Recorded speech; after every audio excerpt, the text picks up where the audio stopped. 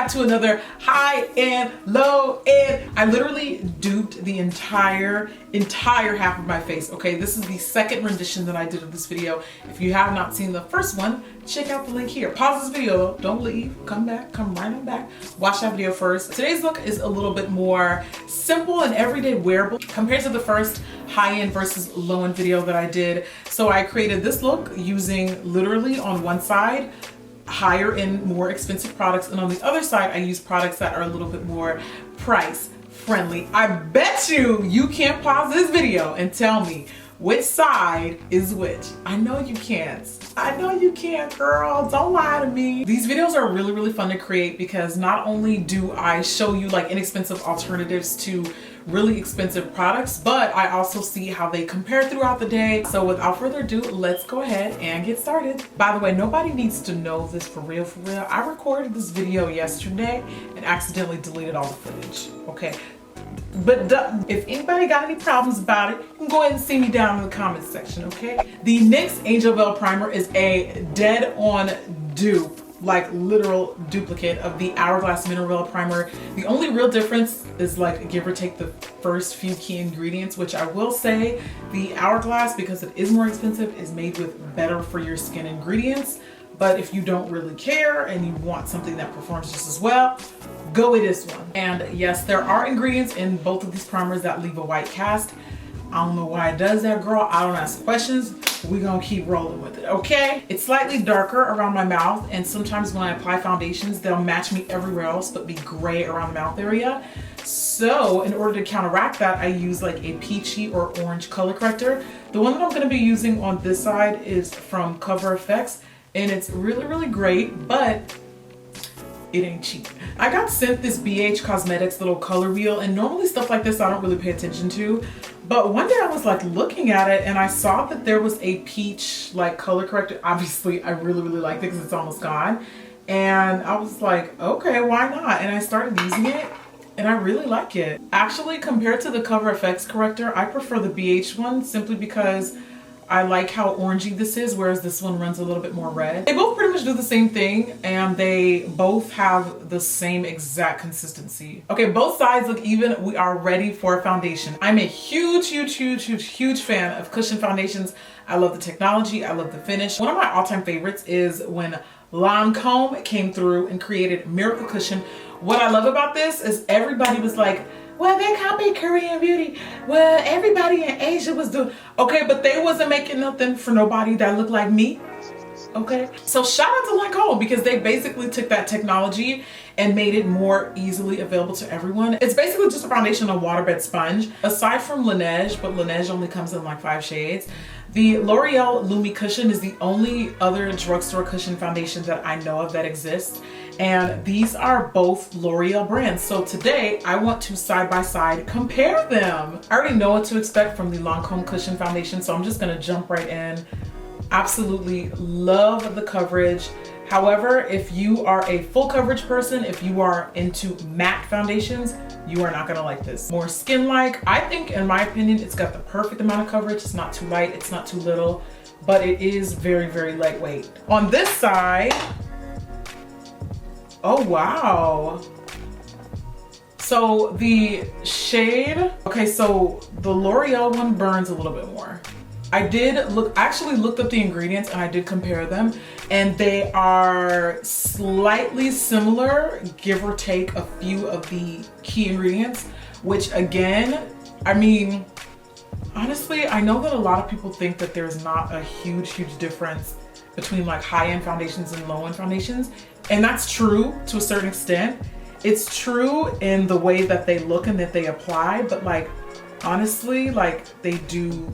The reason why lower end foundations are priced so well is because the ingredients are not better for you. So like I said, if you don't care and if you don't really care, then by all means. Absolutely love the coverage of this foundation. However, I feel like this shade looks a little more gray. You guys see what I'm seeing? This one's a little bit more, no, actually I shouldn't say gray. This is a little bit more neutral. But overall, it blended just as nice. It has the exact same amount of coverage. But my skin is a little sensitive right now because of this acne medication that I use. So I can feel the difference in this side. I can literally, because it literally burns a little. Not to alarm anybody, I'm just letting you know, I take medication nations, so my skin just is a little bit more sensitive. So if you have sensitive skin, just be aware of what ingredients are in cosmetics. Okay, I have a dupe that I'm really excited about because nothing on the market right now, except this concealer, compares to the concealer that I'm about to show you right now. NARS Creamy Radiant is my one of my all-time favorite concealers. And a lot of people have said, oh, it's just like Maybelline Fit Me. And I'm like, no. Put some respect on Creamy Radiant. I went out and bought, by popular demand, the NYX HD Concealer. Yeah, I don't know. It comes pretty close. This is the HD Concealer in Nutmeg. As far as the shade goes, they pretty much look the exact same. However, NARS does, like when something's your favorite product, when something is your all-time favorite product, you just know when something else is different. It is different. I wouldn't say they're exact same, but I'm gonna give NYX the point for coming pretty close. As far as like the coverage, the consistency, the NYX one is a little bit more watery though, so you might have to build it up a little bit more. And NARS, again, definitely lives up to its creamy name because it is a little bit thicker, but not thick in a way that it's like difficult to blend. I just absolutely love this concealer, and for the first time, I feel like I found something that it actually compares to. Good job, NYX! Air high five! Just in case you are wondering, I'm blending the concealer out with the same sponge, but so that the products don't transfer, I'm rotating the sponge over because I know that was a concern in our first video. I read the comments. I got y'all. I'm not cheating. How about that coverage though? Hey, how about that coverage though? Hey, NYX came through with that coverage though. Me likey. Me really likey. I was totally going to skip this step because I'm really stubborn when it comes to finishing powders. Lately, I've been using one from YSL and it's really like unnecessarily expensive, but I do think it's actually worth the price.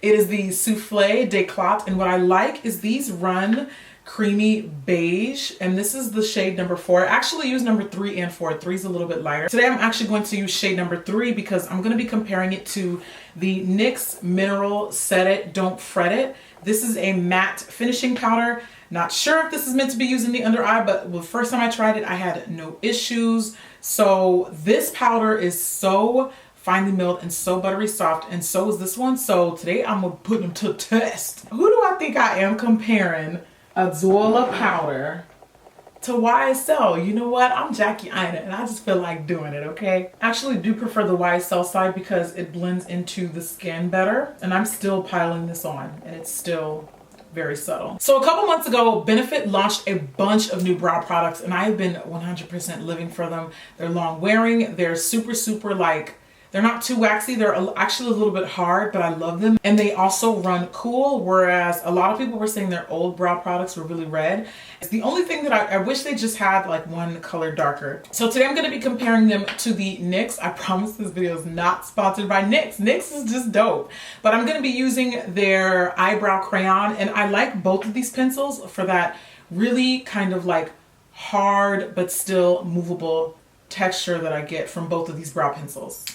So between the really thick applicator on the NYX brow pencil and the kind of like really frumpy brush head that they give you on the other side, I'm gonna have to say I still prefer Benefit's brow pencil simply because I prefer the spoolie that they give you. It doesn't really like, doesn't take off any of the color, and it's also really easy to work with. I can still get the benefits of a fatter pencil to like fill in between, but around the like outlining of the brow, the precisely my brow really comes through. I'm really proud of this next dupe. I don't know if anyone's ever made this comparison, but Kat Von D Shade and Light versus the Sonia Kashuk Eye on Neutral palette. Really? It's a no-brainer. I'm gonna use the same eye primer on both eyes. I'm actually gonna use Kat's eye primer, her eye voltage primer. I'm gonna be using the same tools on each side, but I'm going to wipe off the brush in between each application just so, again, there's no transfer. So I'm just gonna start off by taking this crease color and I'm blending this into my crease. From Sonia's palette, I think I'm going to take this color. I think that's gonna be the closest shadow to Kat's. Honestly, I think the color payoff in Sonia's palettes are incredible considering how much I pay. And I will say that Kat's shadows are definitely creamier, butterier, and they just are slightly more pigmented. Next, I'm gonna be taking this darker brown and blending that in that same area on the outer crease, just to deepen it and add more depth. On the lower inside, I'm going to take this color from the Eyes on Neutral palette.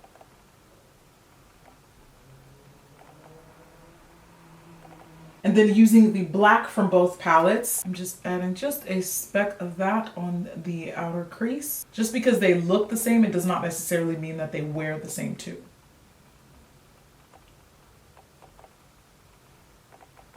Then I'm gonna take this creamy shade mixed in with whatever, is it supposed to be like an under eye setting powder? I don't know, but I'm gonna mix these two together and apply that onto my lid. From Sonia's palette, I'm gonna take this color and that's going to be our lid. Sonia thinks she's slick. I see you, Sonia. Sonia's performs just as amazing. However, I will say that I like the size of this compact. Like, packaging does matter, believe it or not. Kat is all the way here for like the whole luxury look and feel, but this is more functional. I can travel with this one, throw it in a bag. It's a little bit more portable. So I'm just gonna line both eyes with the Lancome Grandiose liner. I have drugstore liners that I like. I just don't have any that I can demonstrate right now. I bet you've never seen an eyelash dupe before. I bet you, okay, I don't know, maybe you have. This is the Velour Lash in the style Fluff and Wispy. It's bomb. It's fluffy, it's wispy, it's very long, but it's like $26. And Lena Lashes is, I wouldn't consider that a low-end brand, but the Dana Lash is the exact same lash. It's the exact same lash. The Dana Lash is slightly longer, but when you put them on, they look the exact same. Same like fluffiness, same wispiness. They have the same like, the hairs go in the same direction, the same cross pattern. But Dana, she's $12 so. And I'm just gonna add a little bit of mascara just to the roots. To the roots. Come on, somebody. Y'all put some respect on my dupe videos because this is a lot harder. Doing the exact same look with two completely different products on both sides of your face is like a lot harder than you think it is, trust me. Whenever I wear a water-based foundation or just like foundations in general, because I have oily skin, I usually set them with a powder. So today I'm going to be comparing the Pure Mineral Pressed Powder to the L'Oreal True Match Super Blendable Makeup. Honestly, I would say out of all the face powders I have, these two are the ones that I reach for the most. So today, let's see which one controls oil a little better. I like to pat and press mine into the skin because it gives a teensy bit more coverage, and I don't know, I just kind of feel like it helps mattify the skin a little better. And I did switch puffs, by the way. I was actually shocked at myself when I discovered a dupe of my all-time favorite blush. It's by Too Faced, Your Love is King. It's just like the perfect, most romantic, pretty everyday pink. It's amazing what you discover when you actually use the 20,000 million blushes that you own. One of them is from Milani. It is their baked blushes. I'm gonna be a huge fan of their baked blushes. They're beautiful. You have to use the Milani one very, very lightly because it's so pigmented, but they're pretty much the exact same color. Here's the blush. Just, no, I don't want no issues, Milani. And look, after you do that, you're gonna have to blot off, like, that's how pigmented it is. Now, after I did all of that, it pretty much gives me the same exact look. And even still, the Milani blush is like competing for attention because it still looks slightly more vibrant than the Too Faced side. So personally, for everyday, I like the Too Faced one because it's a little softer, but Milani, yo, like, it's a no-brainer. It's a no-brainer. I was dying when Laura Mercier launched these highlighters a couple months ago because they're super, super pigmented. The one that I'm gonna be using today is in the color Seduction. It is a true deep, like really, really deep bronzy gold. On the lower end spectrum, this one from City Color, it is the Sunset Bronzer. I mean, here's Sunset Bronzer on my index. Here is the Laura Mercier Seduction on my middle. They're pretty much the exact same color. The Sunset one is probably a little bit more silver. I'm going to be testing some setting sprays. I've never compared setting spray. This one is from L'Oreal, the Infallible Pro Matte. Honestly, I'm not really a huge fan, but I'm actually curious because today I just realized with the exception of the concealer, all of the face stuff on this side is L'Oreal. So I'm curious to see how this spray will work with L'Oreal products. And then on this side, I'm gonna be using the Basha setting spray. This is a mattifying spray that obviously I'm getting a ton of use out of. We're gonna finish off the look with 2 liquid matte lip creams. One of them is from Tarte. I love these lippy paints because they have kind of like that satiny finish that doesn't completely dry down to like a super matte. It's still kind of hydrating. I actually bought these. I have this entire collection and I rarely ever use them. They're the exact same consistency and these 2 colors are the exact same. So I'm gonna see how they both wear and compare today. This is Statement Nude on this side from L'Oreal. I prefer the applicator on the L'Oreal one simply because I like that triangle shape. And first immediate thoughts is the Tarte one is definitely way more pigmented. I really got to give this one to L'Oreal. I love the applicator. It's got just as much coverage and that is the final look. I got my vlogging camera ready. I will check back in a couple hours and we're gonna do this thing. Are you guys ready?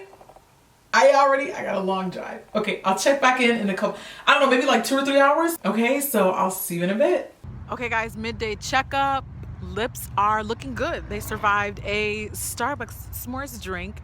And so far, everything is, I don't know, I have no complaints. Everything is exactly in place. One thing that I will say is water-based foundations do typically transfer. And I'm noticing this side's transferring a little bit more. But other than that, I'm still looking flawless. Not really oily, haven't blotted yet, and the coverage looks great. So, oh, by the way, wear time has been about 2 hours. 2 hours now. So yeah, 2 hours, I'm pretty impressed. I ain't mad at it at all.